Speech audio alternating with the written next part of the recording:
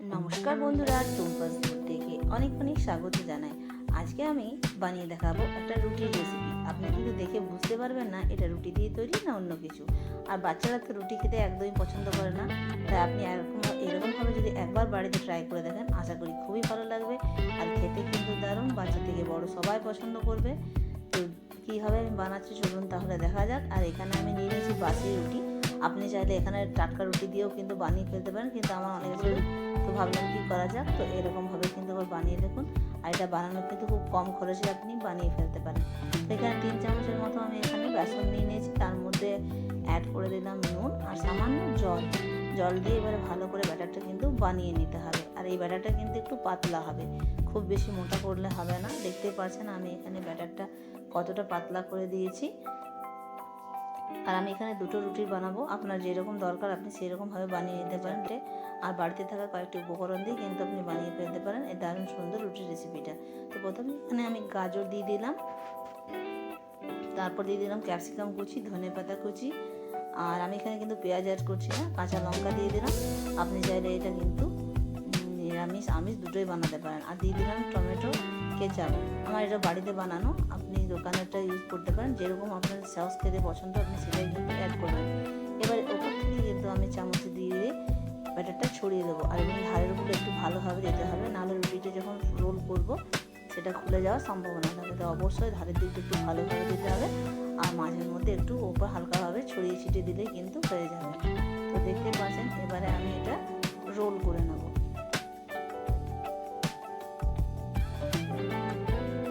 একই রকমভাবে কিন্তু আমি পরের রুটিটাও বানিয়ে দেবো। তো বন্ধুরা, আপনার যদি এই রেসিপিটা ভালো লেগে থাকে অবশ্যই চ্যানেলটাকে লাইক এবং সাবস্ক্রাইব করতে ভুলবেন না। তো দেখতে পাচ্ছেন কত সহজে 2টো রুটি আমি কিন্তু এখানে বানিয়ে নিলাম। আর এটা যদি আপনি একবার বানান দেখবেন বারবার বানাতে ইচ্ছে করছে। আর এটা আপনি স্কুলে টিফিনও দিতে পারেন, কিংবা আপনার যখন ইচ্ছে হবে আপনি বাড়িতে বানিয়েও খেতে পারেন। চা কিংবা সস আপনার যেটাতে ইচ্ছে আপনি কিন্তু সেটা দিয়ে খেতে পারেন। আর যে ব্যাটারটা এখানে বেসনের বেরিয়েছিল সেটা আমি এখানে নিয়ে নিলাম, এবং আরও 2 চামচের মতো আমি এখানে বেসন অ্যাড করে নিলাম। আর দিয়ে দিলাম সামান্য পরিমাণে নুন। আর এই ব্যাটারটা কিন্তু একটু মোটা মোটা হবে, জাস্ট আগের মতো পাতলা যে বানিয়েছিলাম সেরকম হবে না, জাস্ট একটু মোটা মোটা। আর আপনি এখানে বেসনের বদলে কিন্তু এখানে এই জায়গাটাতে ময়দাও ব্যবহার করে নিতে পারেন। তো আমি এখানে বেসনটাই অ্যাড করেছি, কারণ বেসনটা বেঁচে গেছিলো, বেসনটা দিয়েই আমার খেতে এখানে ভালো লাগে। আপনি চাইলে ময়দাটাও অ্যাড করতে পারেন। তো খুব ভালোভাবে চারিদিক দিয়ে রুটিটাকে বেসন দিয়ে কোট করে নেব। আর এখানে নিয়ে নিয়েছি আমি সেও, যেটা দিয়ে পায়েস বানানো হয়, সেই সেওটা দিয়ে আমি এখানে কোটিং করে নিচ্ছি।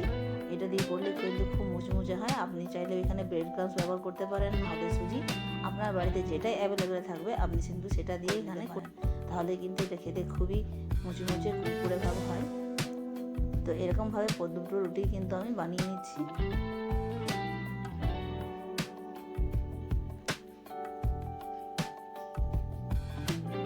দুটি রুটি কিন্তু আমার এখানে বানানো হয়ে গেছে। এবারে আমি কিন্তু এগুলো ভেজে নেব। আর এটা ভাজতে কিন্তু খুব কম তেল লাগে, খুব বেশি তেলেরও প্রয়োজন হয় না, মাত্র 2 চামচ তেল দিয়ে কিন্তু এটা আমি ভেজে নেব। তো দেখতে পাচ্ছেন কত কম আমি তেল দিয়েছি। এবার তেলটা হালকা গরম হয়ে এসেছে, এবার ওর মধ্যে আমি এক এক করে রুটিগুলো দিয়ে দিচ্ছি। আমি একসঙ্গে দুটোই ভেজে নিচ্ছি। আর অবশ্যই ফ্লেমটা একটু লোতে রাখতে হবে, খুব বেশি হয়ে গেলে ভেতরটা কিন্তু কাঁচা ভাব থেকে যাবে। হাই ফ্লেমে কখনোই করবেন না, ফ্লেমটা একটু কম করে দিলে ভালো হয়। আর ঢাকা দিয়ে দিলে ভেতরটাও কিন্তু সেদ্ধ হয়ে যাবে। আর অনেকক্ষণ সময় নিয়ে একটু করলে এটা খেতে কিন্তু খুবই মুচমুচে হয়। আর দুপাশটা কিন্তু লাল লাল করে ভেজে নিতে হবে। তো দেখতে পাচ্ছেন আমি দুপাশটা কিন্তু লাল লাল করে ভেজে নিয়েছি। এবার এটা ঠান্ডা করে নিয়ে কিন্তু আমি কেটে নিয়েছি। তো দেখতেই পাচ্ছেন কতটা মুচমুচে হয়েছে দেখতেও, আর খেতেও কিন্তু দারুণ। অবশ্যই একবার বাড়িতে বানিয়ে দেখুন, আশা করি খুবই ভালো লাগবে। আর ভালো লাগলে আমাকে একটু লিখে জানাবেন যে কীরকম হয়েছে। নিজে না বানালে কিন্তু বোঝা যায় না, অবশ্যই একবার ট্রাই করুন। চা কিংবা আপনি সস যেটা দিয়ে আপনার ইচ্ছা সেটা দিয়ে কিন্তু আপনি এটা বানিয়ে নিতে পারেন। তো দেখতেই পাচ্ছেন একটা রুটি দিয়ে যে এত অসাধারণ একটা রেসিপি তৈরি করা যায়, সেটা নিজে না বানালে কিন্তু কখনোই বোঝা যাবে না। তো অবশ্যই বাড়িতে একবার ট্রাই করুন, বাচ্চা থেকে বড় সবারই পছন্দ লাগবে।